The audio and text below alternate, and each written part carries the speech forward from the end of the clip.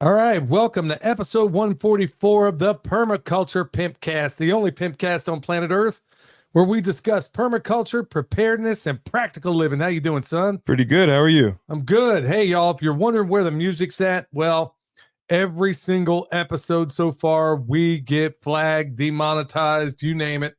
And it's just a matter of time before they just kick us off. So we don't have the normal intro music. I guess we can do that on the podcast version. Yeah, it's on the podcast episode. If you listen to it on whatever podcast streamer you use, you can hear the intro music there. Yeah, so welcome everybody that's coming in tonight on YouTube. We're here live on a couple of different channels. So as always, y'all, this episode brought to you by Hickory Ridge Soap from twooldcrowshomestead.com. Turn that simp into a pimp. Bam! Heaven's Harvest, y'all, 10% off with promo code PERMA. Yeah, a little announcement. I'm going to be talking to one of the owners of that company, Clayton. I was on the phone with him today, and I'm really looking forward to that because this guy is wicked smart when it comes to what's going on in the food system out there. Look, this isn't about trying to sell product or anything like that, y'all. I mean, if it were anything about that, I'd be into the fear-mongering thing like so many former homestead channels have started to do on YouTube. You know, they used to be homesteading, and then when they realized the algorithms favor you if you go ahead and do the fear thing, no, that's not it. This guy is so connected to what's going on out there in the food system, and I think everybody ought to know about it. So, yeah, be sure to tune in to that on Sunday. I think it's going to be about 6 p.m. So, yeah, definitely be in there for that. Thanks, everybody in the chat. Hey, if you would, go ahead and hit a thumbs up because it tells them right off to go ahead and suppress us. Yeah, so check this out. So on my phone, it says 6 people are watching right now, but on the computer, it says 61 people are watching right now. There isn't that big of a delay in this. Yeah. I wonder what's going on. Yeah, are you looking at it on the I'm which looking channel? Okay, so on my phone, it's on the Perma Pastures Farm YouTube channel. And on the computer, it's streaming through StreamYard. So StreamYard is showing me the collective number, and this one is just showing me the Perma Pastures Farm number, but the Perma Pastures Farm number is always higher than the Permaculture Pimpcast number.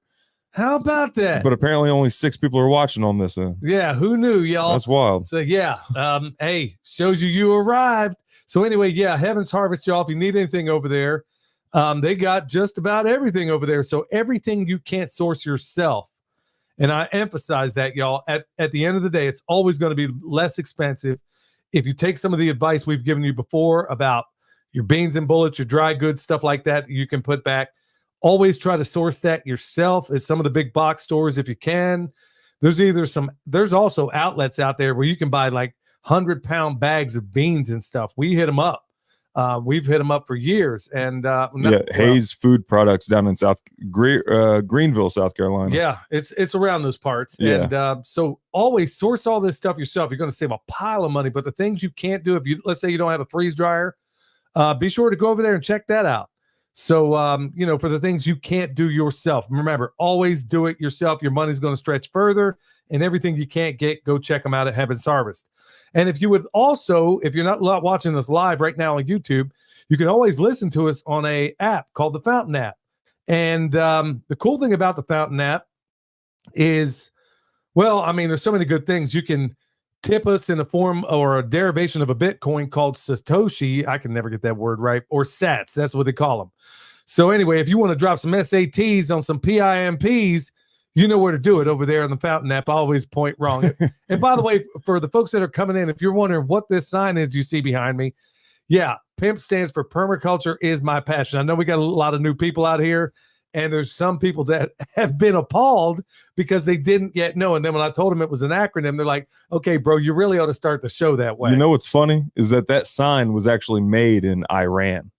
What? Yeah, the sign. So whoever neon artist lives in Iran was probably thinking, what the heck am I making? Wow. Now we're going to be called terrorist sympathizers. I mean, and yeah, go ahead. Hit me with your best shot. It's coming. I know it. Hey, once again, thanks everybody in that chat. And like I said, if you're new coming in, just hit that thumbs up. Like I said, so they know straight up to suppress us right off the bat. All right, we're going to have some pretty shocking news, I think some people are going to say, but it's really not. That's going to be in the main topic today. But right off the bat, we'll give you a little update on the farm news. So I was out there making compost extract today. If you don't know what that is, I'm going to have a video coming up. I think it's tomorrow. Yeah. Yeah. And we're going to show you how you can take that little bit. I've done a video similar to it before, but I'm wanting to go in a little bit more detail and explain, because so many people complain like, dude, you left out half the process. Well, I'm going to give you the whole process, and it is uber easy. So if you got some good compost, and let's just say you might be infirmed, and let's say you don't have a whole lot of compost out there, let's say you're injured or whatever the case may be, I'm going to show you how you can take a tiny bit of compost and make it go an incredibly long way by leveraging a few things. So I'm going to be covering that tomorrow. Anyway, that's one of the things I was working on today. My man Bowen's in the house from Thunderstick Homestead. Y'all go check him out. Yeah. My man's got a serious chicken setup. And honestly, it is absolutely impressive. So, yeah, I'm sorry, I can't see. Oh, Bill Zegley's in here. What's up, my man? Yeah, sorry, y'all. I'm doing all the shout outs because I'm seeing a lot of people in here. I know Vicky's in here, a whole lot of other folks. Sorry I missed so many of you. This thing's just too far away, and these old eyes can't see it all the time. William Zegley said, so the Ayatollah supports the pimp cast. Good on him. No, the Ayatollah's dead, but the heart's not gone. The burning of the flag and Iran goes on. Yeah, that's some of that old school stuff. Anyway, so other things going on today. Like I said, it's nonstop mulching. We're in something of a drought here, but you would never know it. That's another thing we're going to display in tomorrow's video, how everybody around us right now is brown and gray. It's not a matter of bragging or anything. It's just showing you that when you put that organic material down into your soil, it makes all the difference when you're in drought. And so while everybody else is around here is brown, we're green for the most part, except for some of the silvergrass that's been popping up in some of the places that still need some help.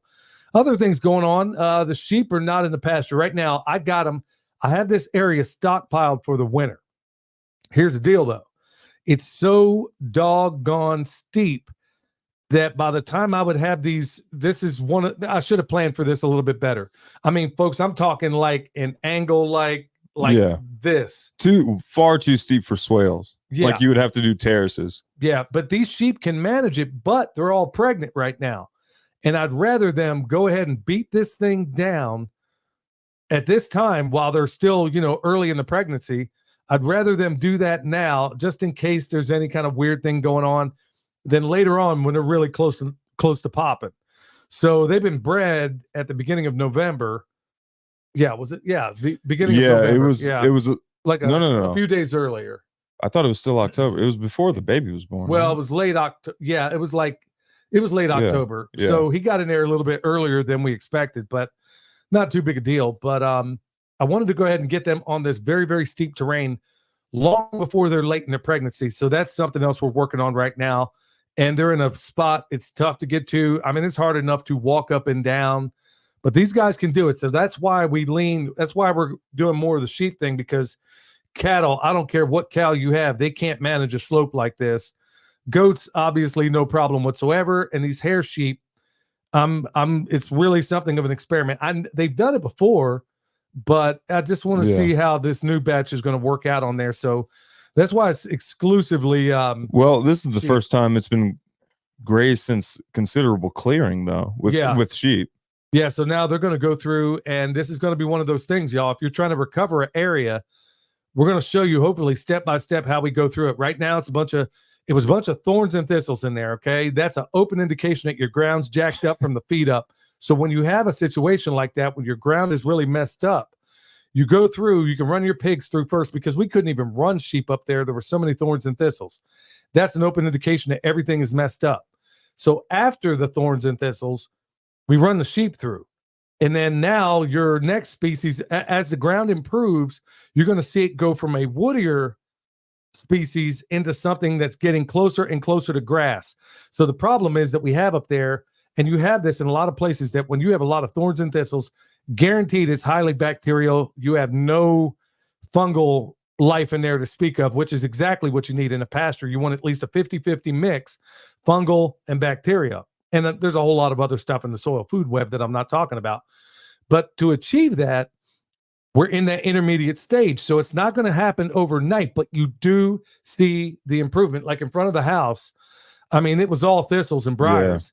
and trash. Yeah, and the previous Christmas people, trees. man, they threw trees out there with the ornaments still on them. Yeah. So so it's I mean, it's that transition. So don't get discouraged that just because you went in there and knocked everything down, that you're going to see an immediate transformation. Now you can speed it up with one of the methods I'm going to show you tomorrow. And I'll be honest with you, we've done this for a long, long time, just using nothing but animals. But bringing to bear this method of compost extract on top of it is kicking this stuff. I mean, we're getting like a year's progress in just a few months in terms of recovery. So it's something else. It's like, instead of you going through the long process of having your animals go through graze season after season and inviting the organisms to come, you're just putting the organisms straight up like on the ground. Yeah. You know what I mean? Yeah. I mean, and they're getting into the ground and you're kicking up your recovery so much faster. We've done it before with animals, but like I said, this is like quadruple the speed at which it recovers. Yeah. And you just got to learn some techniques. You got to get some good compost. Watch the video tomorrow. I'm going to explain it in detail, in much better detail, exactly how we go about doing it. Now, it's always best if you do this sort of thing after a rain, but we haven't had any rain for a while. So what I do is try to get it at a time where there's going to be a little bit of cloud cover.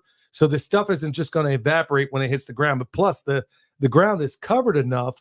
Jim Garrish 101, y'all, the ground's covered enough to where it's just not going to immediately evaporate. And if it were a situation where I was dealing with bare ground, well, that's where I'd throw some straw and hay out there. Some carbon. Yeah. You just put that carbon on the ground. Believe it or not, you just cool that soil off a little bit and you will be shocked at what's going on. What are you laughing about? Yeah, it's all good. Just the chat is funny. that's it. All right. The chat's funny. All right. Well, some other things going on around here. Want to give everybody a little update now. Well, I will say apparently quite a few people are going through like a similar drought. A couple people have had drizzle, but that's about it. Yeah. Thanks everybody coming in. Like I said, hit that thumbs up once again. Tells everybody to suppress us.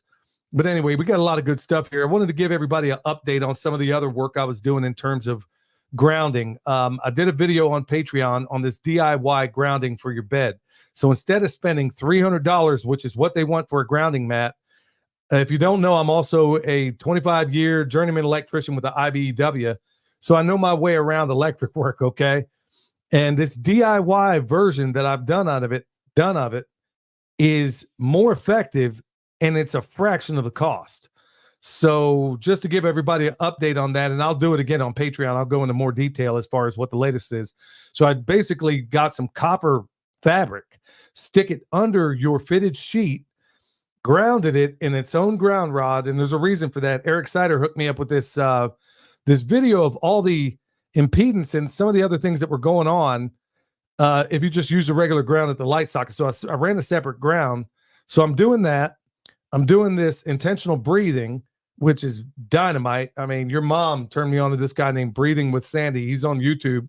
And good night, man. I did some, in fact, right before I started this. He's got a breathing regimen for anybody. If you think it doesn't work, go give it a shot. I'm serious. This stuff works. Now, you're not going to check me digging into this Kundalini or any of that kind of stuff, but I will get down with some of this energy breath work.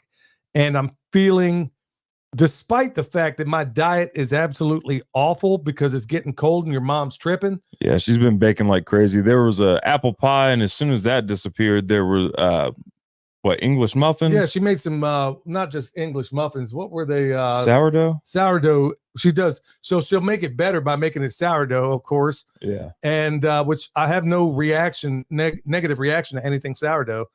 Everything is good. I'm doing everything I should, except I'm not working out like I should, which I'm going to kick off here before too long. And I'm not eating the way I should. So I told her, look, Thanksgiving rolls around. It's back on the grindstone. I mean, she wants everybody fat but her. Yep.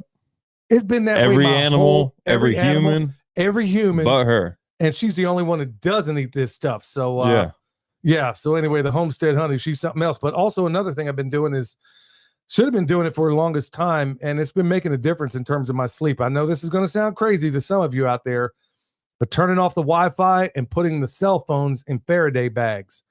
I'm for real. The one day I didn't do it, I forgot to put my cell phone in a Faraday bag and didn't ground the bed. is the one day I woke up with a headache. Every other night, man, I'm sleeping like $1,000,000. So, I mean, is it so is it turning off the Wi-Fi, getting rid of the cell phone, the grounding? I've been doing some, not only grounding the bed, but also doing at least 15 minutes of grounding on my bare feet out on the ground. Folks, I got to say, it's making a difference. And the cool thing is every bit of that is practically free. The DIY thing I'll show you on Patreon. I mean, it costs, I mean, you can do this one version for 13. Well, I don't know, maybe 15, 20 at the most, maybe $50. But if you're going to spend 300 for that, that highfalutin version that I know for a fact doesn't work as good as the DIY. So, yeah, if anybody wants that, go check it out. It's copper fabric. It's simple. I'm not going to sleep directly on it, but you still get the benefit of it through your fitted sheet, as long as it's made out of some kind of natural fiber. We got cotton sheets, but I prefer silk touching this body. Yeah. So you can just be over there just slipping and sliding and sweaty. Man, yeah, I don't need to put silk, man. Your mom, I got about that much of the bed, and she's up here like got her foot in my back half the night anyway, trying to kick me out. I don't need to make it easier. Yeah. Were you going to say something? Oh no, I'm just looking through the comments. Agape Field says, my sweet mama baked and cooked the best food, and she didn't eat the sweets or breads and was thin all her life. Yeah. Yeah, they do this for she wants everybody fat but her. And that's been the story of my life. All right, hey y'all, check this out. I talked about the kosher salt last week, and I said we couldn't find it anywhere. Oh, right, yeah. Good night, man. I had no idea how many of you guys are so fantastic and wonderful. Not only told us where to go to get some of this stuff online and otherwise, some even offered, hey, I'll pick you some up and send it down. And then Stephen and Michelle and the Tornadoes, Stephen Jr. and Soph, they sent a picture and everything. They even sent some salt in the mail. I was like, because I know your mom ended up finding some.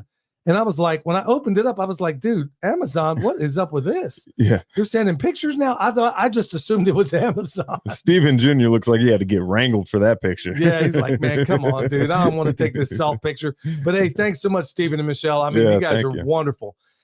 We ended up, at the bakery where we get our stuff for the pigs and the chickens and stuff. They actually had some on the shelf. This bought the best burger in Asheville. I went over there and helped him out on his food truck. He had basically a food truck. Well, the name of the food truck is called Smashville Burger. Okay. Well, anyway, this network of people that I've been kind of getting to know around here, I'm getting to know a lot of chefs, and I'll talk about another one here in a minute. They've been hitting me up like every time they got some electrical problem. I'm like, hey, y'all, I ain't really in the business no more. And then I get over there and then I'm like, okay, I'll just say what's up to the, I'll go out there, see what's going on. Look, man, I don't have a whole lot of time, but I happen to be heading that way. Stopped by real quick, saw the problem right off, and they were about to set this place on fire. Oh, damn. So with about, I don't know, maybe 15-minute repair, I got him up and running because this little rat they had doing the electric work before had no idea what he was doing, and they couldn't get this thing working. So this guy was so thankful. He's like, look, man, free burgers for life. I'm like, okay, man, my wife's already trying to get me fat. He's like, free burgers for life. And dude, Smashville Burger, if you're ever in the Asheville area, oh my goodness, man. Where do they park? Shoot, you're going to have to look it online, y'all. I know this much. I went to his house and, I had to go to town anyway. So I'm like, dude, I'm not going out of my way. I don't know you, first of all. And then second of all, I'll go by. If it's something I can fix quickly, I will. I looked at it, saw it was a wreck. Didn't take that long to fix. Got him off and running. And he was like, yeah, dude, we took it someplace. And the guy said, the whole thing's going to burn down. I'm like, yeah, that's what happens, man, when you don't put this stuff in right. Yeah, so, you're right. It was about to burn down. Yeah, you're about to burn everything down. But it was cool to get them squared away. But, I had no expectation. I was like, dude, you pay for the parts and we'll just call it square. And he was like, no, man, for real. Let me come out and help you at the farm. And I'm like, no, really, it's cool. Then he says, okay, what if I give you burgers for life? I'm like, yeah, this is like the best. The dude's telling me, I mean, this guy is a freaking alchemist. That's one thing I do love about this place is people are so incredibly passionate about their food. I mean, like, they may be crazy as a three-headed cat, y'all, but they know how to make some biscuits. Yeah. I'll tell you that. I mean, these guys are all about this burger. They're talking about all the ribeye they put in there, how they got to go and source this meat. Because I'm like, dude, what are you guys doing to this thing that makes it taste so fantastic? Who was it that said they want a liberal chef and a conservative accountant? I don't Who know. was it that said that? There's some know. famous quote somewhere. But I don't about know, right. dude. As long as, I mean, I'm looking at this truck and it's like nobody's there. This thing's immaculate. And I'm like, okay, yeah, I'm glad I was eating off this thing. So now they know my name. And now, folks, it's just like that. This is what I was getting at before. Now I just built a relationship with no expectation of anything. I just did it, just to help out somebody.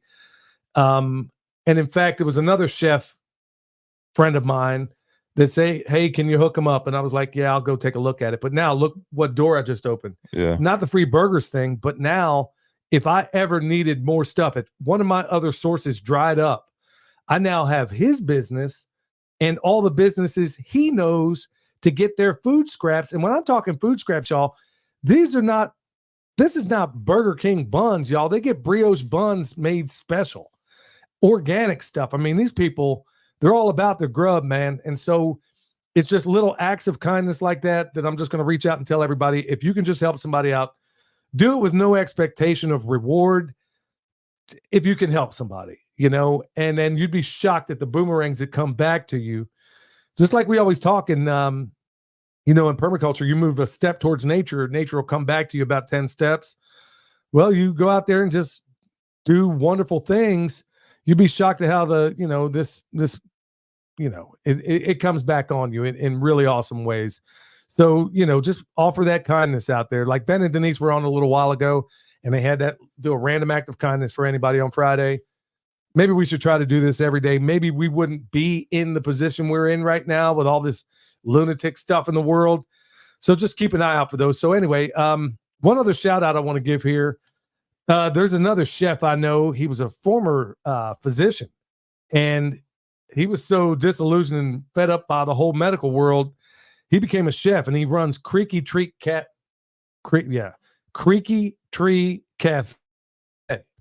Now he's out of Florida, and he's actually moving up to North Carolina. Oh, at some point, this is the ballingest food truck I've ever had in my life. Yeah. I mean, this dude is a unbelievable alchemist. But anyway, I got a relationship with him now, and he sent me this book. It's called Homage. Yeah. And look at that thing on there. It's soul food. It's not just soul Amish food. soul food. Amish soul food, and he's from the same hometown that I came from, Coatesville, Pennsylvania. Never heard of this guy before, but I was like, okay, wow, it got my attention. I look in there. Amazing how much overlays in there. So anyway, it was pretty cool to get this book in the mail from him. And thanks to everybody out there that have sent emails saying, hey, here's where you can get some of the salt. I don't have any here. I could send some to you. Man, thanks a million to all of you folks that have reached out. We had some on the way already, and now, we just got put over the top. So we should be good on kosher salt until the apocalypse arrives. Which, that's good. By the way, no, I'll going back to the Heaven's Harvest thing. Yeah. Anyway, I won't stay on that. All right, y'all. Before we get into Pastor Lon, I want to remind you that there's a lot of big stuff going on in the world right now. I know that a lot of stuff is heavy. We've leaned away from that in the show as of late because you don't need me to tell you about any of it. The bottom line is that this stuff is happening. You got to stay alert, stay alive. You got to do all those things, but I can still do it with a smile on my face. They can take everything else away, but I still got what I think is a sense of humor. All right, with that, y'all, we're going to go straight into the homesteading pastor, Pastor Lon. Hello, everyone. This is Pastor Lon. The Bible says in Ecclesiastes chapter 3, verses 1 and 2, to everything there's a season and a time to every purpose under the heaven, a time to be born and a time to die, a time to plant and a time to pluck up that which is planted. And you can read right on down to the end of verse 8, and it'll give you more examples of what the scripture is speaking about. But you think about what the scripture said. Think about the 4 seasons that we deal with every year: spring, summer, fall, and winter. They all change. They all bring something different. Therefore, we must be prepared to take on each one of those seasons. You think about your physical life, from the time you're born to the time you die, and everything in between. The seasons of life are steady and constantly changing. Therefore, we must make preparations ahead of time to be able to take on each one of those seasons and the changes in our life. You could also look at that from a standpoint of you may be living a single life, then you become married, then you have kids. Every one of those are different seasons in your life. So therefore, you need to plan ahead and be prepared to take on each season. You could even look at it from a job or career standpoint. You may start out at a job at a young age. You may become an apprentice, then move up to a journeyman. You work there long enough, you may become retired someday. All those are different seasons that we're going through, that you go through and you change, but you must be prepared for each one of them. You see, you think about change. Change is not always easy, but change in the right direction is always a good thing. And here's what I want to leave you with. No matter what we're dealing with in life, what season we're in, what changes we're going through, as long as we got Jesus Christ at the center of our life, it'll all work out like it's supposed to. So technically what I'm saying, it doesn't matter what season we're in or what changes we're going through. It matters whose hands you're in, and he will see you through no matter the season. That's what I'm talking about. Remember, go check him out, y'all. Homesteading Pastor. Very, very suppressed. Don't get the updates anymore for some reason. Huh. How about that? And in fact, I see a number of folks in the chat here. I don't get any updates from anybody anymore, even though I'm signed up for it.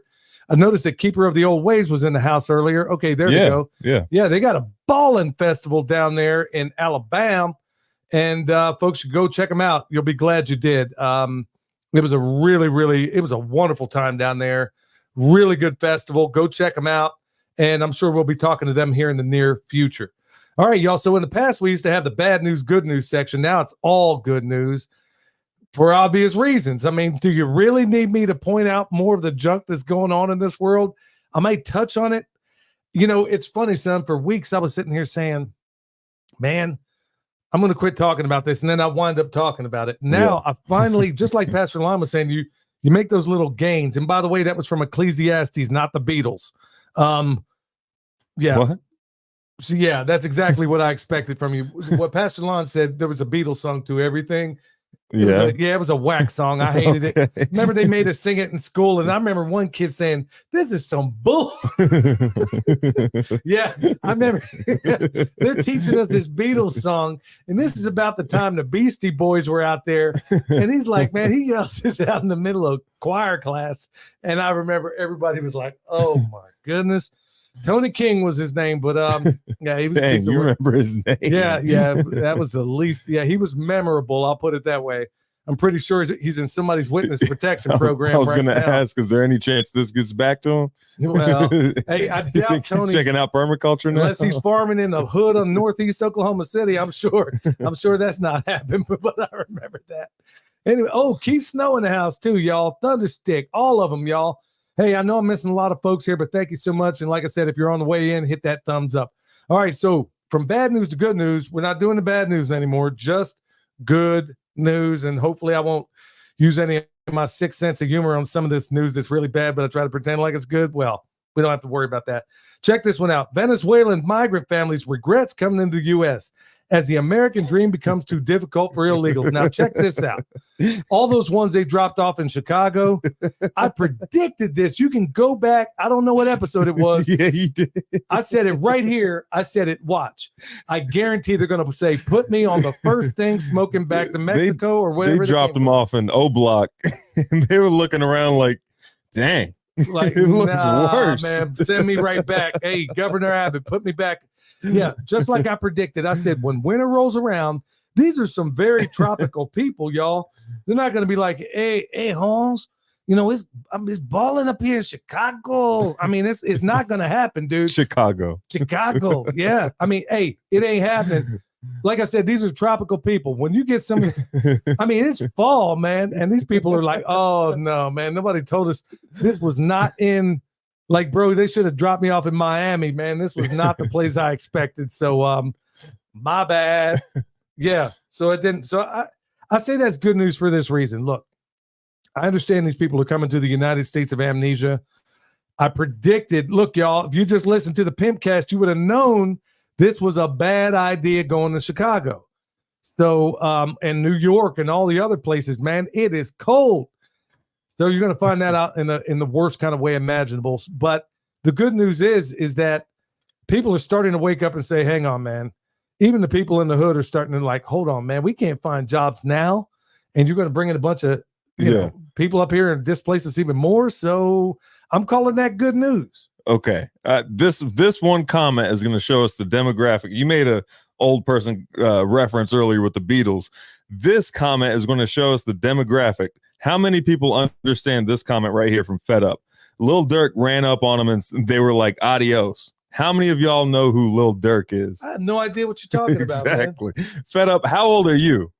That's what I want to know. I want to know how old you are. I don't know. Little Durk, little dummy, little whatever, man. Was this some kind of rapper? Yeah. Man, hey. That's why it's hilarious that they dropped him off in the hood of Chicago. They were like, they picked one of the worst places in America to drop him off. Yeah. And you would think they're like, nah, man, just send me right on the first thing back, man. I predicted this was going to happen. That's what you get for not subscribing. So, I mean, I'm not, look, I got to find some kind of humor in this. I think it's, if I was down there and I was having such a bad time, I would want to come here too. But at the end of the day, man, I don't know. Hey, so I'm going to chalk that up to good news. All right. Some friendlier kind of good news. All right, check this out. The benefits of nutmeg and tips for proper storage. Okay, we're not going to talk about the storage, but the reason I like this article and I called it good news is that one of the chief things that you're going to worry about for nutmeg is chronic pain. Okay, that's one of the things it's good for. But then it got me to thinking about how many other things in your spice cabinet are really, really awesome. So those are some of the preparedness items I don't think we give enough credit to, because a lot of us that are in the preparedness space, remember, I don't call myself a prepper, never going to call myself anything that ends in ER. You know why? Because everybody in the mainstream prostitute media has managed to convince everybody that anything that ends in ER is a pejorative. You don't believe me? Birther, truther, denier, just add ER to it and they make it a bad thing. So yeah, I'm not a prepper. I'm in the preparedness. So anyway, point being is that all these things in your spice cabinet might actually have to be, they might have to have an overlay with what's in your medicine cabinet. So think about those things like turmeric. I mean, good night, man. I make my own turmeric capsules. I really do. Now I get it from Mike Adams. I make sure this stuff isn't the kind that's mixed with a lot of carcinogenic nonsense. But anyway, think about those spices. That's why I'm calling this good news. Just go through your spice cabinet and look and see the medicinal qualities of things like, let's say, rosemary. What can that be used for? Cayenne. I guarantee you that everything in your spice cabinet also has an overlaying medicinal use. So instead of thinking that you got to put back pharmaceutical after pharmaceutical after pharmaceutical, think about how much of this stuff you can grow. Rosemary, thyme, and oregano is around every single tree that we put down there. Now, did it all survive? No. But we got stuff that is hardy, and so we'll propagate those things that did survive. Now, so with the nutmeg comment, I would be careful with that, because whenever all those dumb kids were doing that cinnamon challenge, some of them were doing it with nutmeg, and the ones that were able to keep it down started tripping. So apparently there's like some hallucinogenic effect from nutmeg that it wasn't I don't know what. Inhaled. No. It was like after they swallowed it, they ingested it. Like if they were able to keep it down, they started tripping. So I don't know. Here's your sign. Here's your sign. Somewhere between that amount and a little tiny piece is the safe amount. That's what blows my mind, man. If somebody wants to go out there and do something just asinine like that, and you wind up dead on that floor, I don't think it was killing people. Jack. I don't think it was killing people. They just started tripping. Tide Pods and all this other stuff, yeah. man. I mean, yeah. Look, man, I'm sorry for your bad luck. Hey, it's what it is, man. Stay alert, stay alive. Not say stupid, stay alive. Yeah. You know, life is hard. It's even harder when you're dumb. So don't swallow Tide Pods or anything else. All right, the other good news story. Huge grain supply contract. Now, this is one of those things that might sound bad, but just bear with me. Huge grain supply contract between Russia and China basically been signed. And the thing this, you probably heard this before, but there's an angle I want you to consider. Basically, China is storing up food for years and years and years, and they've done it already. In fact, what they got going on they got a stockpile of food that'll blow your mind already. So remember Joseph in the Bible where he saw the 7, fruitful times and then the 7 lean times, 7 years, you get the point. Well, the Chinese basically know something's going down, so they've been stockpiling gold, guns, and a getaway plan. So in addition to all that, they're throwing the food on top of it. So here's what I'm getting at. The United States of Amnesia, our government is never going to tell you that something's about to go down. Russia actually has silos for their people to go to should some nukes fall on them. You ever heard of anything like that available to you? No, you don't have it. So the point I'm getting at, the reason I'm calling this good news is that if the Chinese are saying, hey, we're going to batten down the hatches, it's about to get real, it might get stupid, then it should be a signal to you, because you're never, look, y'all, I take in a lot of media every single day. And if you look at the news overseas compared to the news that you're getting here at home, you're not getting news. You're listening now because you know you're getting programming. Let me say that a different way. Didn't quite come out the way I intended. You know that if you're watching mainstream media, even a lot of the alternative media out there, they're just parrots. Their Operation Mockingbird goes all the way back to 1951 with Allen Dulles at the CIA. Yeah, I know this for a fact. It's not hard to find. So to get reliable news and preparedness news, I go to sources outside of this country when I'm looking for geopolitical information. And then, believe it or not, when you're looking for it, you're like, oh, hang on, man. I see a data point here. China's stocking up. Singapore's stocking up. A lot of the Asian countries are stocking up right now. So you think they might know a little something? They might. So that's the reason I'm calling this good news, is because now you just heard it from the permaculture pimp daddy that you need to get your poop in a group. You just heard it. So make it happen. That's the permaculture approach to good news, bad news. Yeah. A problem in the solution. Yeah. So the problem is the solution. The Yeah. problem is your government isn't telling you, but you're watching the solution right now, and you're in the chat with a whole bunch of people that really see where you're coming from. Look, I know we're all outliers, most of us, in our neighborhoods, our communities, and then we congregate in things like this, or better still, when we're able to see each other in person at some of these festivals. That's the biggest reason I love to go to these things, is that I feel less alone in the world when I meet so many folks out there that are doing the very same thing I'm doing. Because frankly, most of us live in areas where we are the outliers. We're not that normal. And do you think it's a good measure of health to be well adjusted to a sick society?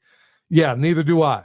All right, with that said, y'all, we're going to go to my man, Eric Sider, and then we're going to come back with some news. Hey, Eric Sider here with your Pimpcast tip of the day. Today's tip, permaculture livelihoods. 2 common misconceptions about permaculture is that you must become a designer, teacher, or farmer to make money after taking a design course, and that making money or being successful in business goes against the ethics of permaculture. We need people in every job and industry to be thinking in permaculture principles. And as long as we live in a money-dominated society, the fastest way to help the most people is having a lot of money. I think people are afraid of money. If I had $100 million right now, I would make 100 $1 million demonstration sites. I'm not afraid of money because I'm going to follow the ethics of permaculture. So don't think you need to quit your job to pursue a permaculture career. Think how you can incorporate permaculture principles into your current job or business. Start with the biggest problem and turn that into the solution. We desperately need permaculture people in property development, finance, and law, as well as every level of government, until we make it irrelevant, of course. And the idea of having one job or career your whole life is against permaculture thinking as well. You should have 3 to 5 jobs, 1 or 2 main ones, and a few seasonal ones. Diversity of income is just as important as diversity of food. You can find me on YouTube and Instagram at Eric Sider. And if you're in need of permaculture t-shirts or remote permaculture consultation and design, head over to ericsider.com. That's my dog. Yeah. And you know what? He actually designed, Eric's one of my best friends, y'all, for a lot of reasons. And I'm right there with him. You know what? Excuse me. I remember talking to Jack Spirko one time, and, he and I were hanging out. And I remember he said something that was very profound. And Jack says a lot of things that are very profound. He said, it's pretty hard to be generous unless you're at a point of abundance for most of us. Yeah. And that means everything. It could mean, what you give physically. You have to be a point at which you have extra. It's the third ethic abundance given to the previous two. It doesn't mean put yourself at a deficit to contribute to the previous two ethics. Right. But, exactly that point. But when he's talking about people want to demonize money out there. Now, I agree. The love of money is the root of all evil, no doubt. And I folks, I won't even go into it, but situations I currently know of, that I know of personally, where people would stab, that were already millionaires and would stab you in the back. Yep. Would stab you in the front for a quarter. I mean, it is insane as that sounds. We'll steal meat out of your freezer. I mean, It actually happened, but that's another story altogether. But the point I'm getting at, the point that Eric's really getting at, and I could do, man, I really need to get him to kind of contribute on the show advice here, because I could do an entire show on that. And here's what I'm getting at when it comes to, this isn't the main topic, but I feel the need to cover this. What I'm getting at right now is that evil may come to a person with money, but tyranny comes surely to those without it. Now, I didn't write that. A guy with a whole lot of sense once did. And the point being is that I'm not a miser. I'm not any of that stuff. But like Eric, I would put out, if I had inexhaustible supplies, I know for a fact that, just like Randy Travis, when they asked him, well, hey, now that you got a lot of money, what are you going to do with it? And Randy says, look, I can only wear one pair of jeans at a time. It's kind of, I mean, if I had $1 billion, I wouldn't terraform the United States first. I'm if I had unlimited funds. For me, nothing in my life changes. I mean, really, I do what I love already. I'm not driven by money, never have been. And we give so much away, and I'm just very, very happy with that. I love what we're able to do, but I know that I'm able to do it, whether it's giving away those 3 pigs we gave away, giving away all those chickens, showing people how to do all this stuff. And you don't do it for the money. I mean, YouTube ain't paying nothing. Yeah. So, I mean, but there's so much demonization in money, and I really ought to cover that in a later episode. All right, before we get into the main topic, y'all, EMP Shield, $50 off with promo code PERMA. Like I said, I've been a journeyman electrician for a long, long time, and I'm going to tell you, yeah, EMP is a problem, especially now. But your number one threat is going to be lightning, okay? So they're going to cover you. If anything gets blown up downstream, they're going to cover you up to 25 G's. So that's one of the reasons I reached out to EMP Shield. They didn't reach out to me. So just keep that in mind. Promo code PERMA if you should need one. And they got them for your vehicles, your generators, and all that kind of stuff. But I always talk about the one on the house because it seems to be, it's like this in the Army.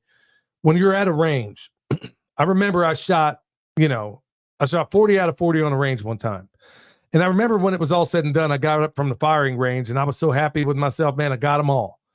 And I remember the sergeant behind me saying, hey, I noticed you had a 300-meter target pop up and you had a 50-meter target pop up. Why'd you shoot the 300 first? And I said, well, I knew I could easily get to 50. He says, well, you're thinking like a competition shooter. You're not thinking like a soldier. And I remember being put out at the time. I was young at the time, but I remember being put out because he's right. You're going to deal with the most pressing threat first, which would be your 50-meter target, okay? So that's exactly, I mean, my thinking was all backwards, but it's the same exact thing when it comes to an EMP shield. We're thinking about the EMP that may or may not happen, which seems more and more likely every single day when your chief threat is going to be lightning. So, yeah, definitely check that out. Before we get in the main topic, there was a question for you specifically, Dad. And I can't find who was asking it, but it said, Billy, when was the last time you ate pork roll? Now, what on earth is pork roll? Is that they also commented something about Coatesville as well before that. Do you know anything about pork roll? No, maybe. I mean, if they're talking about scrapple, I can write a book on that one, but I don't know anything about pork roll. All right. I mean, yeah, we were eating. I was kind of curious myself. Yeah, what it was. One of the early episodes. I mean, we didn't really. You don't know how poor you are until you find out how poor you are. So, I mean, look, y'all. To this day, I can't eat gizzards. Excuse me. So this day I can't eat gizzards because of how I grew up. My grandma, who was raising all 6 of us boys at the time, would boil gizzards and livers and put them on rice. And we ate this so many times during the week, y'all. It was the nastiest thing on the planet, but you had to choke them down anyway. And it was filthy. Now, somebody also asked, I don't remember, I saw the comment pop by. He said something about reaching out to the Texas boys concerning a festival down in Texas. Southeast Texas Conference. Yeah, I think that's a great idea, and they may actually be considering it. I actually spoke to them a while back about that. All right, y'all, we're going to jump into the main topic, which is so why don't you put the phone down for a minute, and because it's going to involve you, obviously. So we're going to get into the main topic, and I know some people are wondering, hey, what's so important right now? Well, we got a big change coming around here, and some people knew about it. Many don't. So we're just going to announce it right now. In fact, there's the Texas boys right there. Yeah. They know what I'm about to say. So, William, why don't you go ahead and take it away?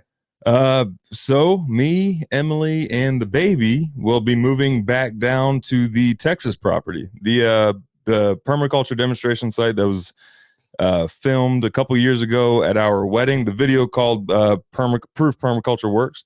We're going to be moving back to that property and reclaiming that, and we'll be starting a YouTube channel. It's going to be called the Permaculture Consultant, and I'm going to tackle that property the way I recommend most people do during these permaculture consultations. So I'm going to be following the permaculture step by step, what you do on a new piece of property. And we're going to be filming it, recording it, putting it up on YouTube, and stay tuned and for all that. It's going to be exciting. I'm excited for the new adventure, a little nervous, as you know, probably should be, but yeah, I'm excited. Well, as a dad and as the leader of this outfit, it's a poor sort of pupil that does not surpass his master. That's what Leonardo da Vinci wrote in one of his notebooks that was later found years later. And in many ways, man, it's like I'm a Jedi right now, actually talking about Obi-Wan and Qui-Gon Jinn. Somebody commented earlier in this episode, Obi-Wan Kenobi and Anakin. I like the other reference I like better. The Kung Fu thing, man. Look, when you can snatch the compost from my hand, you may leave the property. No, the point of it is, y'all, yeah, sad to see him go.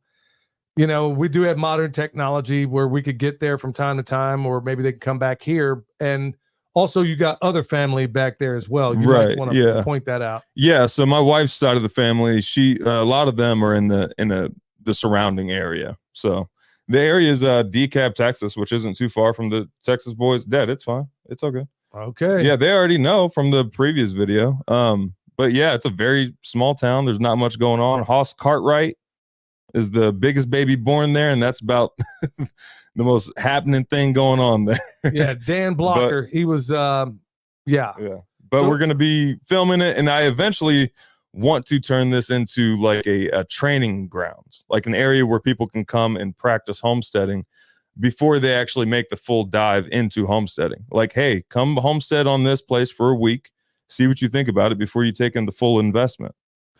Well, I know he's going to knock it out of the park. I mean, yeah, you should be nervous. That's a good thing. If you go out there willy-nilly, I mean, there's parts of this property that obviously are overgrown, probably robbed half to death. I mean, who even knows out there? We bought it because it was messed up and it was cheap. So, but you're going to hack it out of the wilderness, and you're going to have to do a lot of hard work. You're going to have to suck it up. You're going to have hardships, but you're going to also have some victories if you stay in there. So, yeah. I mean, the bottom line is I poured all the knowledge into you that you need, whether or not you just like a permaculture designer, you're going to pick and choose what you were taught, what you learned, and what works. So, yeah, I mean, y'all, it sucks, to a certain extent that your family seems like it breaks up a little bit, but it isn't. I mean, it's expanding. Well, the thing is, you're only going to spread your wings so far when I'm calling the shots, all the shots. Now you get to call all the shots. Yeah. And I'm not saying I'm a dictator. I'm just saying there can't be more than one captain on the ship. And, now you get to go ahead and call everything. Now you get to go ahead and make every decision. Yeah. Whether good or ill, you'll learn from it. And so that's the big news, y'all. That's the real big thing that was going on right now. Right. Now, but there isn't going to be like a cease to the pimp cast or the dad. And is mom doing it with you still? Yeah, I think Michelle is going to do it with me. Okay. If not, look, y'all, I'm an old hand at this sort of thing. I was doing talk radio a while back. The Perma Pastures Farm channel, the Patreon channel, all of that will continue. I'll continue editing for all that content and stuff like that. So none of that is going away. Yeah, so all that stuff is going to keep driving on. Nothing's changing in that regard, but he will have a YouTube channel of his own. And it's not released yet. There's nothing to subscribe to or anything like that. The reason behind that is because I don't have any content for the channel yet because we're not in Texas yet. So as soon as I start getting content, I'll start uploading it under the Permaculture Consultant. But I want to wait before I create those channels because they don't want to fully admit it, but you get like a 30-day boost on a bunch of platforms. Like your first 30 days of creating a channel or an account on Instagram or anything like that, you get a unnatural boost. So I'm trying to use that to the best I can. Yeah, so you guys are getting an inside sneak peek of what's going on there now as far as around here. So that leaves me, Michelle, my niece, and we got we're going to have some plans coming up as well. And I want to show, here's another thing I'm looking forward to, is that so many people are getting into this space. And man, I really did not realize how many people that were my age. Okay, I'm 52 years old, okay? There's people my age and older, 70 years old. Some of them, I think 72 was the oldest I had somebody reach out to me that are just now getting into this space.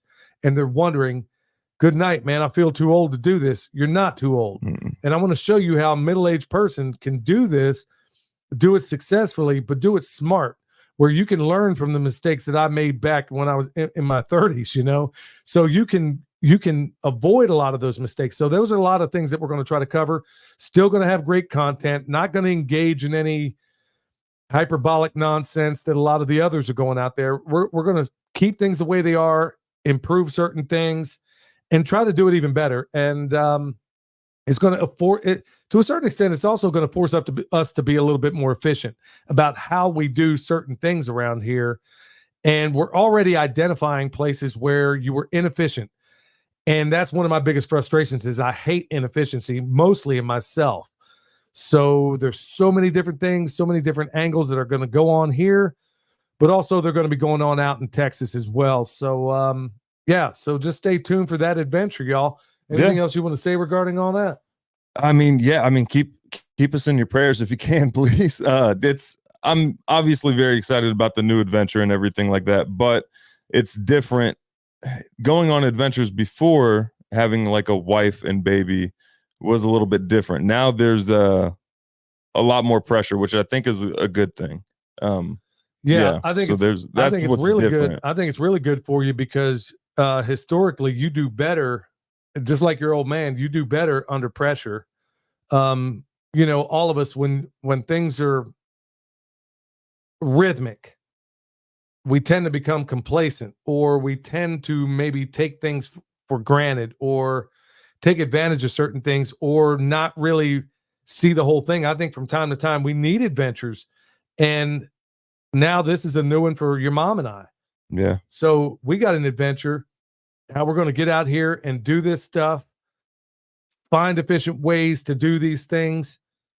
I mean, we know we can do it all, but honestly, I'm looking to be something of an inspiration, I think, for the middle-aged people out there that are looking at getting into this space and then thinking, I can't believe how many people are wondering, man, how can I do this? Look, we are on the side of a doggone mountain and we're doing this.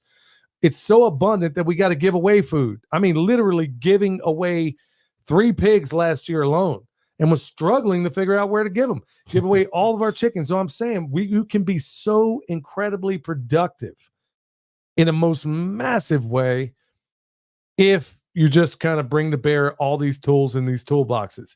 So we're going to, if anybody has any questions for William when we come back from the break here, or just questions in general, it doesn't have to be just for me. Yeah, or questions in general. Yeah. We're going to go ahead and take a quick break, go to Chef Snow, and when we come back, y'all, like I said, let them fly. That's why we're here. Yep. Hey, Chef Keith Snow with your Pimpcast tip of the day. And I want to talk turkey with you. Now, with Thanksgiving coming up, I want to give you a couple of quick tips. Number one, if you're using a frozen turkey, make sure it is into the refrigerator the Sunday before Thanksgiving. They can take a long time to thaw out. Now, the morning of Thanksgiving, whether I have a fresh turkey or a frozen one that has been defrosting, I remove it 7 a.m. in the morning and get it prepped for the roasting dish. The first thing I do is reach inside of the cavity and take out the bag of giblets and the neck. The contents of the bag and the neck go into a sauce pot with water. I simmer that for about 2 hours and use it later on in gravy. Now, speaking of the cavity, I do not recommend placing your stuffing or dressing inside the turkey. That only makes the cooking time a lot longer and produces really nasty, soggy, wet dressing. You're much better off cooking it in a baking dish on the side. Now, in order to get a moist turkey, you need to pull it from the oven when the thigh reaches 165 degrees. Do not wait until that silly pop-up thermometer pops up, because most of those don't pop until about 180 degrees, and your turkey will be very dry at that point. Definitely the breast will. Sometimes the legs will make it, but you don't want to wait for that. Get a simple probe thermometer and pull the bird at 165. And those tips should help you have a great turkey. The other thing is, do not bother basting it. Now, basting it is kind of what I would call an old wives' tale. I'm sure many of you are all mad right now, but the truth is it does not make the turkey any browner or any more even by opening the oven a bunch of times during the cooking process, letting all the heat out of the oven to baste it. Now, I have cooked hundreds and hundreds of turkeys in restaurants, and we never basted a single one of them, and they came out beautifully brown and beautifully cooked. I do recommend, after about an hour and a half, spinning the turkey in the oven to help promote even cookery. So with that said, I hope you all have a fabulous Thanksgiving. I want to encourage those of you that enjoy cooking to head on over to harvesteating.com. You can check out my podcast there, and also my organic spices that have been on the market since 2011 are now back on sale. So go over to the Harvest Eating store and check those out. Happy Thanksgiving to everybody, including the giant team at Perma Pastures Farm. All right, there's Chef Snow, but I got news for him, dude. For Thanksgiving, our tradition, we don't need turkey. Nope. We barbecue. That's how we do it. I don't know that I've ever had a deep fried turkey. Have you? Yeah. Oh, yeah. Was it different? I'll tell you what, smoked turkey actually tastes like ham to me. Yeah, well, it doesn't taste like ham, but it's a better version of turkey. I mean, well, yeah, it's a better version. It's because of the smoke in it and the brine. It always tasted like ham to me. I like a smoked turkey. I've never been a big turkey fan to begin with. Unless it's a turkey leg at the Renaissance Festival. Well, I can put a hurting on that. Yeah. But I always asked my mom. I remember growing up, my mom wasn't the best cook in the world anyway. And I'd always ask, why are you basting this thing? How's it going to get through that skin? It never made sense to me, even as a kid. And of course, you get some answer that didn't make any sense. But yeah, we don't do turkey. I mean, that was a tradition I created years ago. I was like, look, man, I'm not going to sit here and eat traditional food because it's traditional to eat it. I'm going to let's come up with something we all want to eat. So we eat barbecue. I mean, like, we'll have this time out, I think it's going to be burnt ends, going to be some brisket, this and that. I usually make smoked potato salad. That stuff is off. Is there a better potato salad in this world? No, I don't remember a single Thanksgiving where we had turkey. I don't think we ever gave that a shot. Did we? No, I don't. Unless I was a baby. No, you could smoke a turkey, I guess, but I mean, so that's kind of my thing, man. We do barbecue there. I know some people are going to hate my guts for that. Like, I love turkey, you arrogant. Yeah, dude, people are sick about that stuff. All right, y'all, this segment brought to you, the Q&A section, brought to you by the TexasBoys.com. They got a food forest in a box that'll knock your socks off. So go over there and check them out, getting 5% knocked off. Not only that, but everything else at the website. They got honey, which we got downstairs. Awesome. And they got some coffee. It is. Yeah, we got some coffee, and they got all of it there, y'all. You can even look, you can buy not steers, but you can buy meat and everything over there.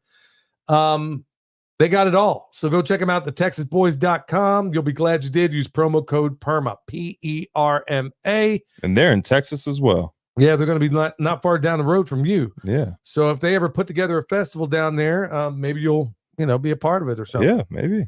All right, so we're going to jump straight into Q&A. So if anybody's got anything in the chat, feel free to, let us know. Hit the thumbs up if you haven't already. But right off the bat, I got one from my man Sinclair. This is going right back to, hey man, I'm in Port Chester, New York, and a follower, as you know. Basically, I can't even tell you how many emails I got like this. He says, look, man, there's no shortages here of this kosher salt. If you want, I'll pick you up some Christmas gift.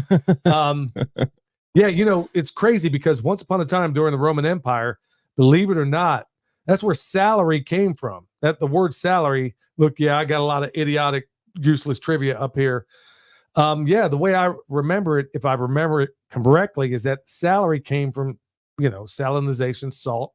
And believe it or not, there were some Roman soldiers that were actually paid in salt. So who knows, with as crazy as things are getting, that might actually be a legitimate Christmas gift. Well, yeah, actually it would be. Got one from Pam's Garden, and this is in the live chat, y'all. Hi guys, I wanted to let you know I received my comfrey that I ordered from you. The crown is sprouting really well. I was impressed with the packaging, directions, and especially the handwritten note. Oh, thank you so much. We try to add a little. First of all, thank you, and thank everybody else out there for your business. We give a lot back. We don't really talk about that. Remember, Jesus said, you make a big deal about it, you got your reward. But we do make good use of a lot of the money that comes in here.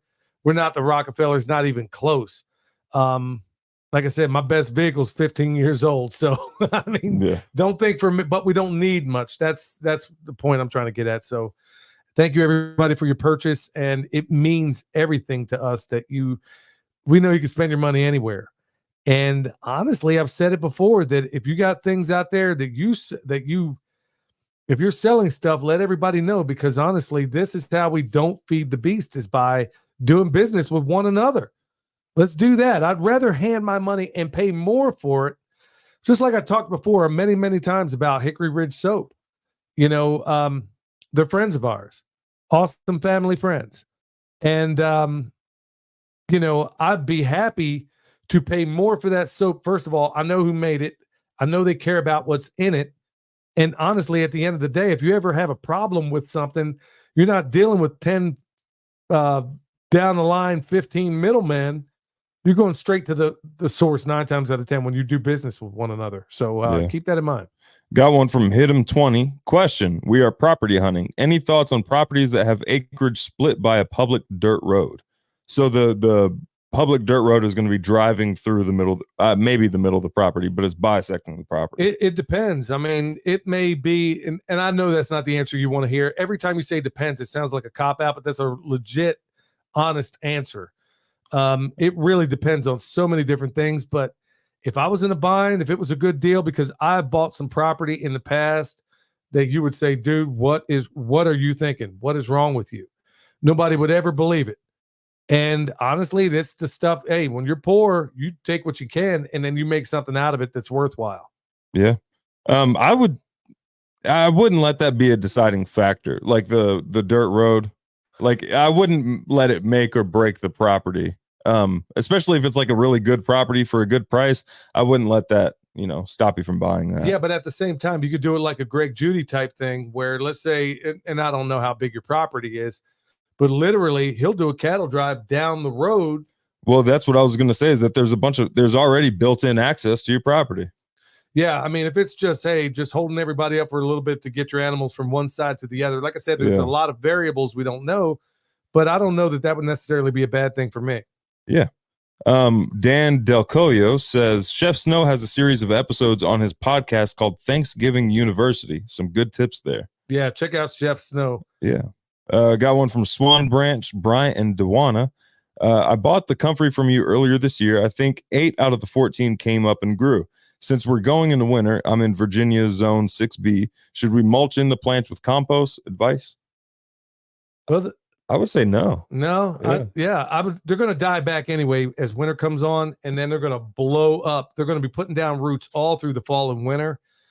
When you get a couple of frosts, they're going to die back. And like I said, when they come out and you can mulch them, yeah, it wouldn't hurt. I mean, actually, mulch might actually help a little bit. Yeah, it definitely wouldn't hurt, but it's definitely not necessary for the comfrey. And also it depends on where you have it planted. Like if you have it planted in like a garden bed or something like that, then I wouldn't say it's necessary, but if you have it growing in grass, then it might be beneficial to keep that grass away from the comfrey while it's trying to pop up in the spring. Just remember, if in doubt, always mulch. Yeah. Texas boys say, I don't say depends anymore. I say Biden. Huh? Yeah.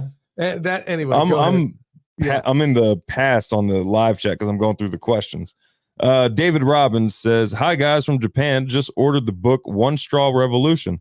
I'm still green behind the ears on gardening, but thanks to you guys, I'm feeling a lot more confident about planting things." Yeah, that's if everybody says what books to read, that's always the one I send everybody to first. Because number one, it's an easy read. Number two, it is written in even though it's translated from Japanese, the prose of it and the way it's written and the poetic nature of it, I mean, they communicate fantastic points that are. This dude was permaculture before there was a permaculture, and he was dropping manhole covers of information.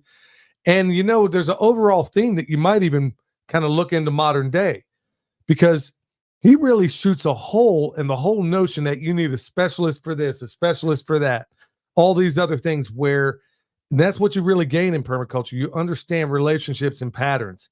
And that's what Fukuoka, the genius Fukuoka, discusses, the overall arching theme in that book. So I recommend everybody check it out. Chef Snow says he's going to be sending you some of his Carolina barbecue seasoning. Oh, snap. Yeah. Yeah. And also the Texas boys, they're not a fan of turkey either, especially if you're on.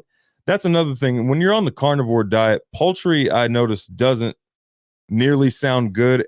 And the beef. reason I wanted to eat beef all the time. Well, the reason is because it just didn't look like it had enough fat. And that, to me, that's what it felt like. It was like, that's going to be dry and just not enough fat. You know what I mean? I just never been a fan of turkey in general. I'm like, man, there's too many things I do want to eat. So barbecue is always going to be my go-to. And like I said, my smoked potato salad, man, I'll put it up against anybody's, man. That was a recipe in the making for a long, long time. And I only make it several times a year. But yeah, I mean, but when I was doing that carnivore thing, I'm going to have to hit up TD over there at the Texas boys and ask them how they're doing it, man, because man, I'm not even going to kid you, dude. I was clogged up like a Lincoln Tunnel at rush hour. Yeah, you get over it. You get, that's one of those things where you got to just get through. But I asked TD about that, and apparently he didn't have that issue. Yeah, well, it sure happened with me. Yeah, I think I'm going to get back on the carnivore before too long. Got one from Brett Kennedy. Where can I find the black locust saplings? I've been looking for them, but I haven't found any yet. Okay, here's one of the things the black locust saplings. One thing you can do is a really cool method. If you can find a black locust, if you can go down there and get some of those roots. Oh my goodness, there's a guy, I can't remember the name of it, but he's a permaculture channel, and it's a really cool thing where he was digging up the roots coming away from a black locust, right? Yeah. And he would find one that was generally growing straight. Now, I've never done this, but it looked like it was sound. He basically went back, got some of the roots from those things, and whatever root was growing toward the tree, he would take that root and then just transplant it again, and then he would get straight black locust out of them. Was he like a Dutch guy? No, it's Abundance Acres, I think the name of it is. I think that's the name of it. I would go check out their information over there. I've never done it that way myself, but if you can find one black locust, I mean, that was one cool method that sounded like it was working out pretty well for him. I've never done it that way. I've done them by seeds. I've pulled up saplings. Yeah, there's a bunch of different ways you can go about it. Okay, I see your comment, what you were laughing about earlier. I don't say depends anymore. I say Biden from the Texas boys. That's right. Yeah. One more rock. Billy, one thing I love about your channel is highlighting other people and their niche in homesteading. Niche? Did we decide on niche? It's niche. Niche. All right. No, well, it depends on, some people say niche. Okay, check. First, we're going to talk about this niche thing, okay? When I was a kid growing up, it was always niche. The only people I ever heard say niche were people from California. Now, all of a sudden, it's become, all the hipsters started saying niche, and then I wanted to just strangle somebody. So I'm like, okay.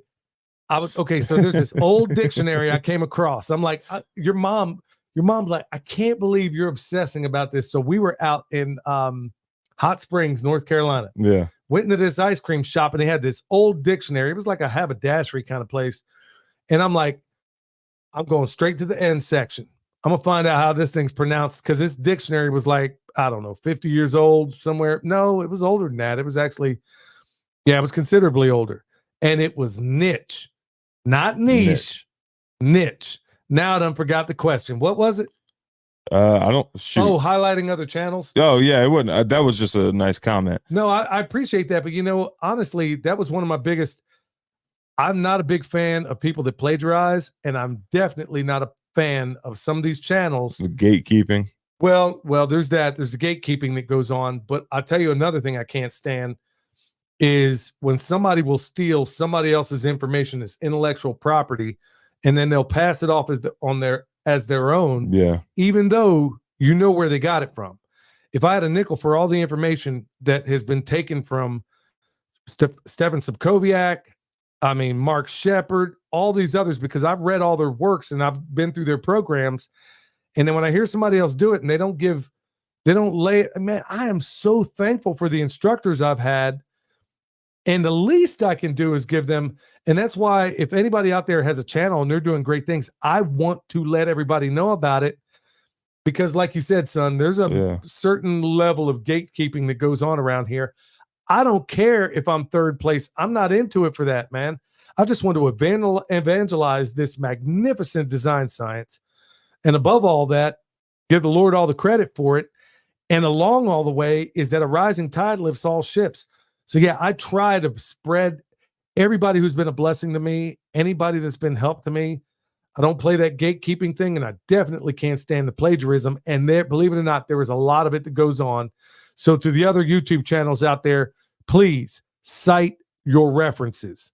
Cite your references. It's, like somebody was saying, I remember I got a little bit of criticism about going on about Sean and Beth Doherty.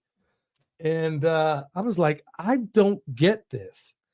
What, of course I'm going to give them giving them. Oh yeah. Yeah. For what we do, because what we do is a spinoff of what they've done. And we found that intermediate step between buying food off the shelf and being totally self-sufficient. So it's like that semi-homemade channel that used to be on Food Network with Sandra Lee, where some stuff was, and I thought it was a really cool channel. And I was like, okay, there's got to be some transition point between buying the stuff off the shelf and being totally self-sufficient. So is anybody covering that space in between? Right. Nobody was covering that. And I'm like, okay, well, I know what that's like because I'm in that space. So let me go ahead and cover that and show, okay, here's a transition point from start to finish. And yeah, somebody could say, well, it's you might have developed this, but it was inspired by them. That's why I try to tell everybody, go check them out, because there's a lot of great information over there. Got one from DHT Nursery/Farm. Just got a 5-gallon bucket of blood. I heard you say to mix it with your bone sauce. Last year, your bone sauce worked great, and I got more this year. How much blood should I need to add? Yeah, for anybody out there, when your bone sauce and if you got some bone sauce, there's already a little bit of blood in there. The number one thing that scares away the deer for this stuff is definitely going to be those bones and the charred nature of it. Okay. So with that said, there's a lot of other things, not a lot, but there's just a handful of other things in there. So if you want to kick it up a little bit more, if it's not quite doing what you want, yeah. As far as the amount of blood, I'm going to say you could even go up to as much as half and half. I wouldn't go quite that much. It might dilute it down a little bit too much, but I would add, okay, so if you're using 8 ounces of bone sauce, I'd use 4 ounces of blood with that. It seems to get the job done and still keep it thick enough to where you can paint it on. And by the way, anybody needing bone sauce, sorry, y'all, I'm in a transition period right now. We got a higher fire danger, and I can't make anybody. I know people are blowing me up for this stuff, but folks, I'm not going to do it, and I'm not going to sell you anything if I can't source all the materials I need. And right now I'm having trouble with one of the things that I use, but more importantly, the fire danger is so doggone high right now. Yeah. I set the whole mountain on fire, so I just got to hold off until it rains. Got one from Valley Parks. Tennessee has a new law that you can spray paint a boundary that's like a fence or a no trespassing sign is as good as a fence orange shotgun. LOL. So apparently you can spray paint your boundary lines in Tennessee now. And that's just as good as a fence for trespassing and whatnot. Oh, okay. I was like, yeah. The deer ain't gonna care. Got another one from OE1, not Obi-Wan, OE1 Colnobi. OE1 Colnobi. Black alder is also a good tree to fix nitrogen. It associates with different bacteria than most plants and produces pods of nitrogen on the roots. Yeah. Yeah, there's a lot of good options out there, especially, we're talking about things that work here in North Carolina usually, but you're going to have your version of it, let's say in Texas, Alabama, Mississippi, New York. It doesn't matter. You're always going to have all 7 layers of a forest. You just got to find out what your 7 layers are, and it shouldn't be that hard to find. Homesteading Pastures in the house. Thank you so much, Pastor Lon. Yeah. He's been a blessing. Folks, I mean, that's the hardest working man I know. I ain't ever seen somebody in my life wear so many hats. Him and Miss Robbie are wonderful people. Like I said, go check them out. A lot of other folks in here too, man, that are really fantastic people. That's one of the beautiful things about doing this is getting to know a lot of you guys and gals like William Zegley. He's in here. Yeah. Got to hang out with him in person. Got Kevin Frazier in here. Kevin Frazier, yeah. The most fun interview I've ever done. Yeah, and he wants to know, do you have plan on having Callie Blackwell back? Yeah, actually, I'm working on getting her son on. The kid that was actually 1 foot in the grave, 3 days. What they say, 3 days to live for this kid. He's alive, and I got his contact information. I'm going to try to get him on the show. Yeah, I heard him in another interview before. Now they come from the land where English was created. So I'm going to suggest that he speaks a little bit on this show. That Cockney accent, a hard accent. Yeah. I mean, bro, some of these English you people sound Australian again. Yeah. Hey, I can understand a lot of guys in the hood more than I can understand some of these English people. So I'm going to tell them, hey, homie, Darren, on this show, you're going to have to speak English, American English, Jack. Man. So no, I'm working on getting him on here. I'd love to have Callie back. So she told me you guys have inundated her in a good way. Yeah. For all the people that were suffering from some of these. Look, man, she ain't worried about following the rules or the laws. I mean, bottom line is if she can heal people and get folks what they need. Like I said, I lost my nephew to brain cancer, the very same brain cancer that a guy named Cody healed with the very same stuff that was illegal at the time. This Cody healed himself of glioblastoma brain cancer. They took out a tumor in his brain the size of my fist, gave him no time to live. He started making this cannabis oil.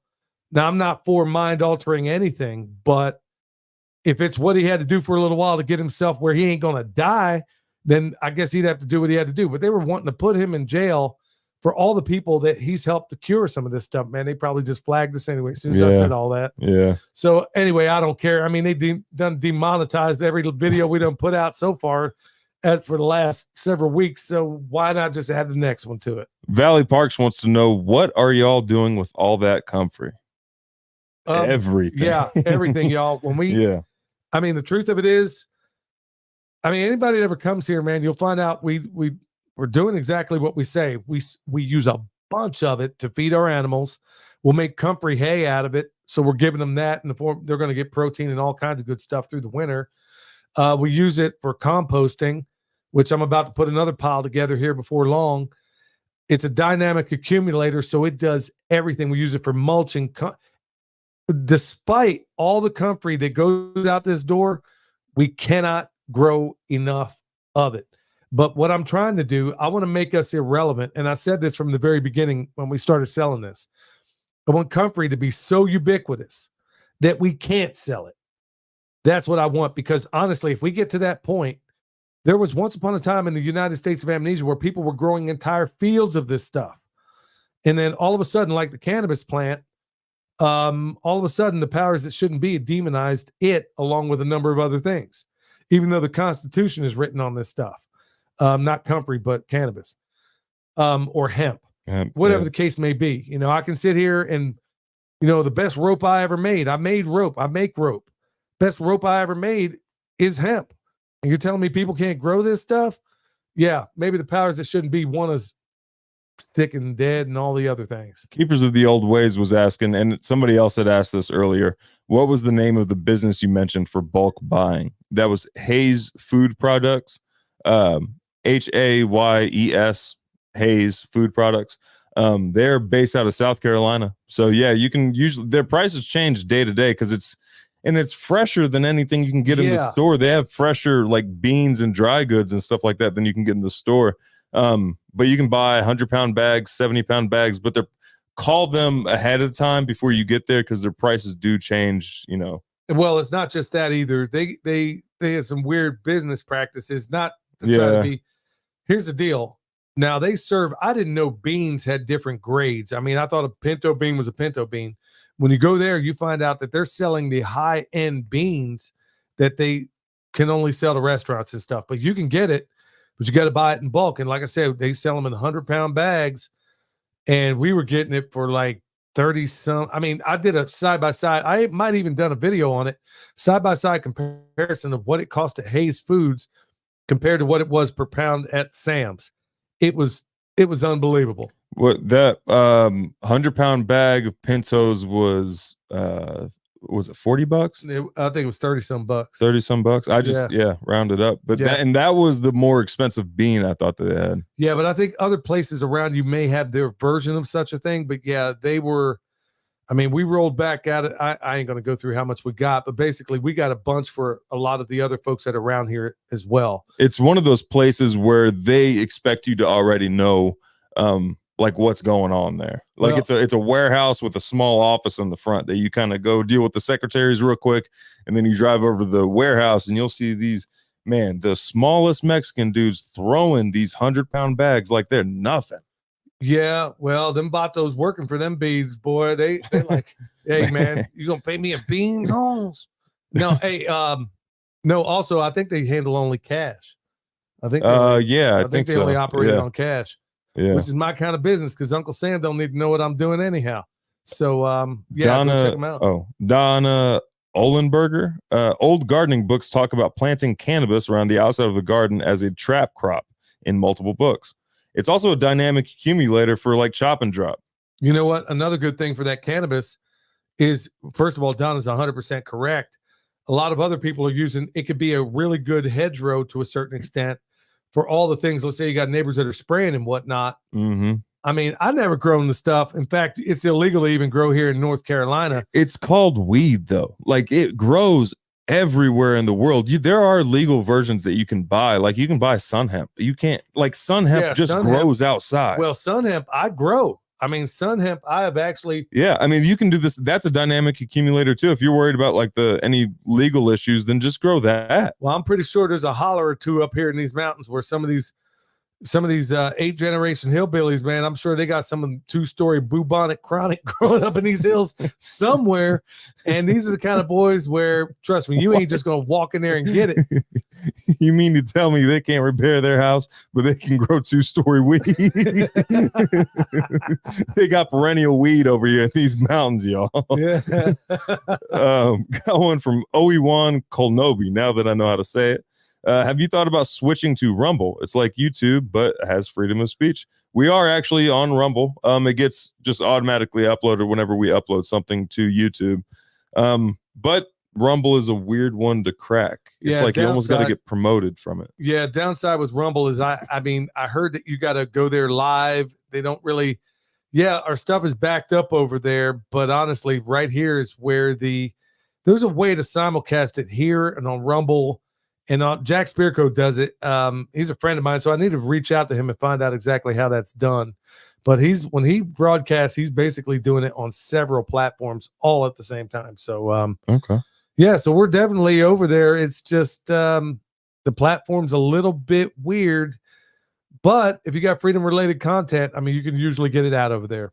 Got one from Palm Lou. Do you buy your chicks to replenish your flock, or do you let the girls sit on their eggs? Well, that's a good question.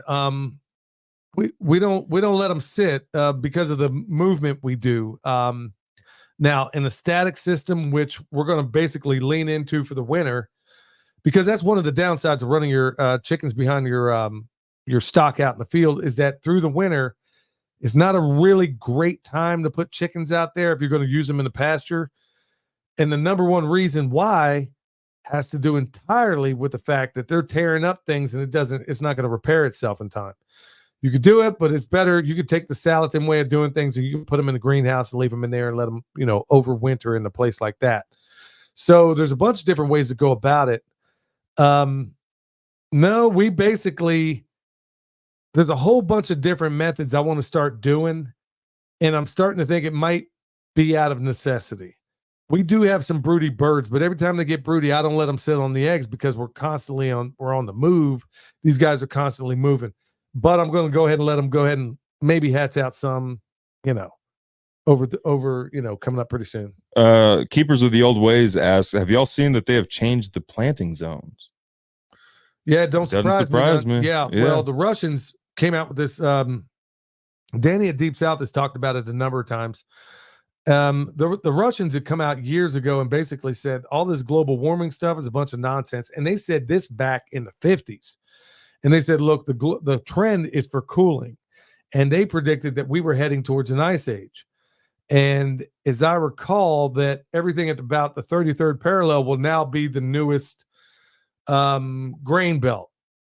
So anybody above the 33rd parallel, this is something that the Russians came up with years ago, or basically made known to the world. And some people say we're going into a solar minimum. I mean, look at what happens in Iceland right now.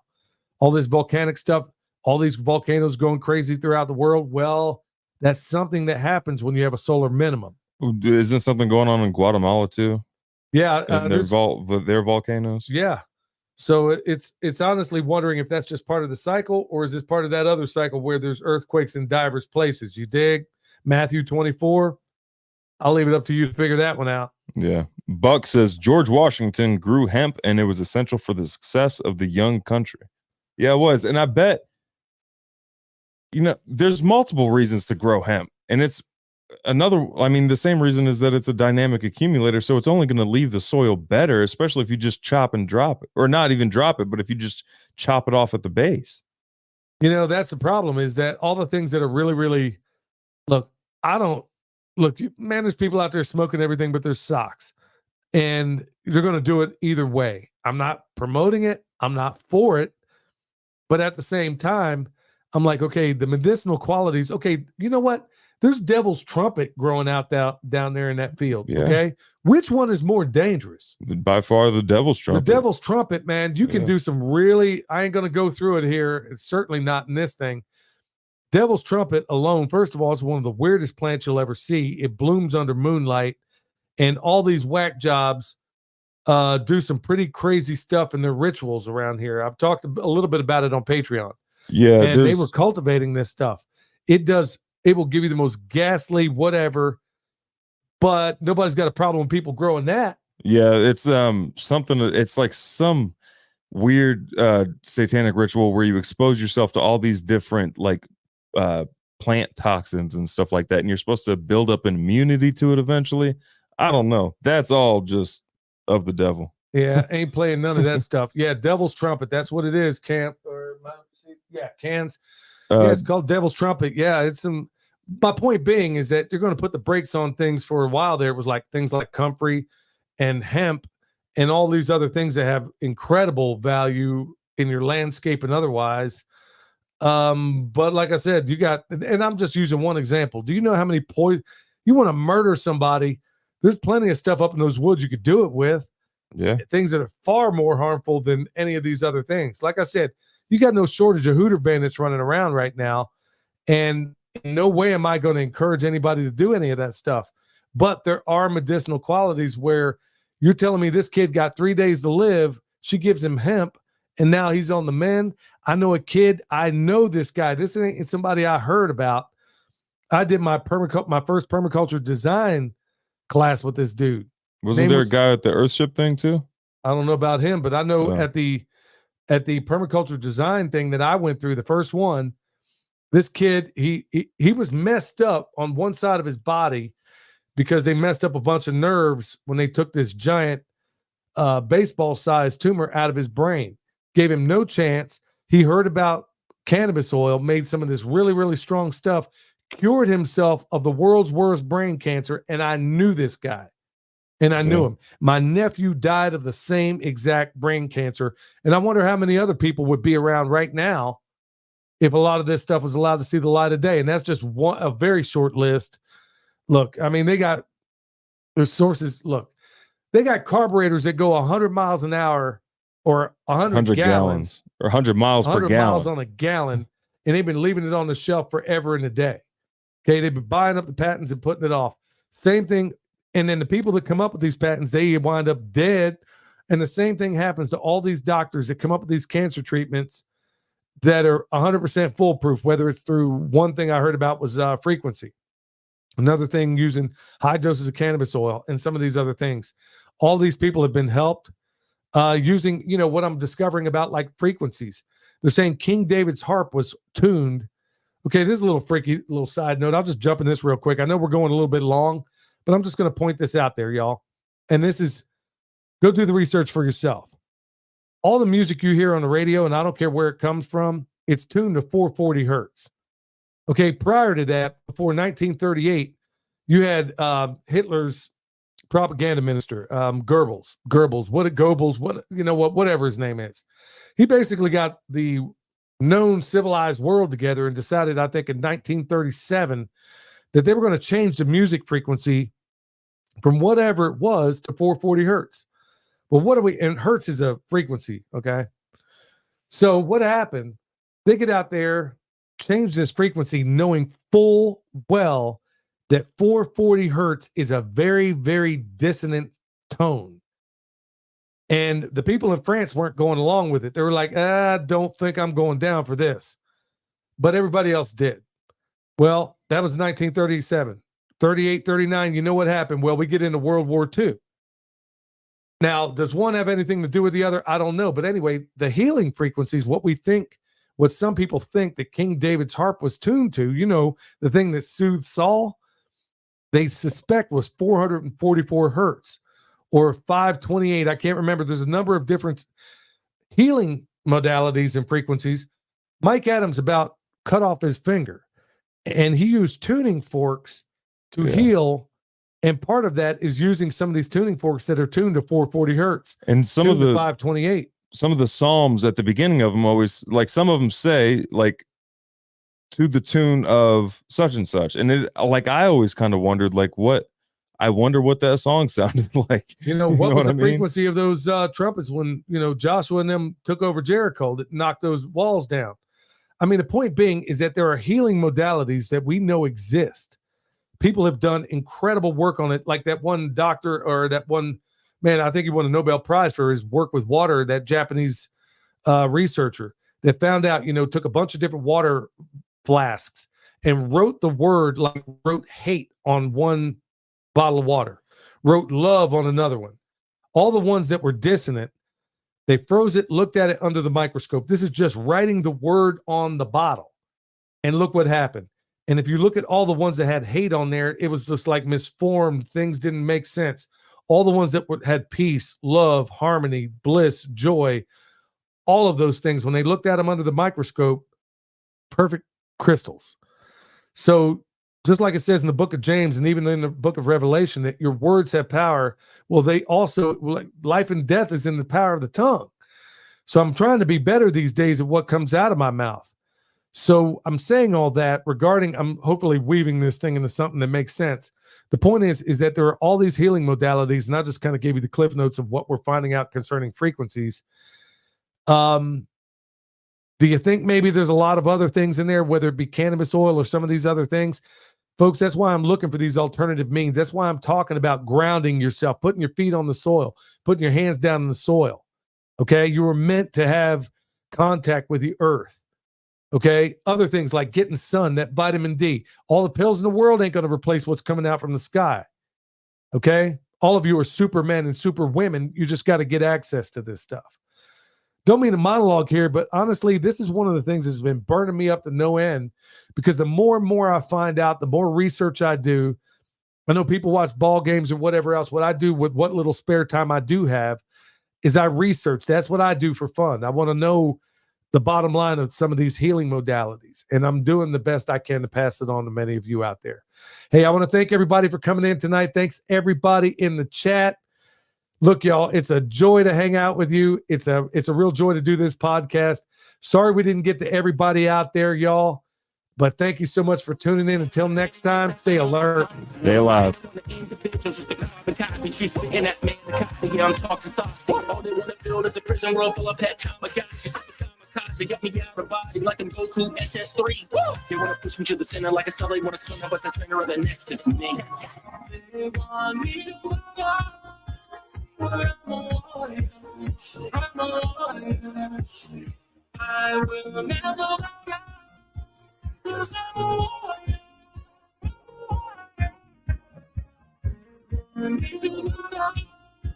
I'm a warrior.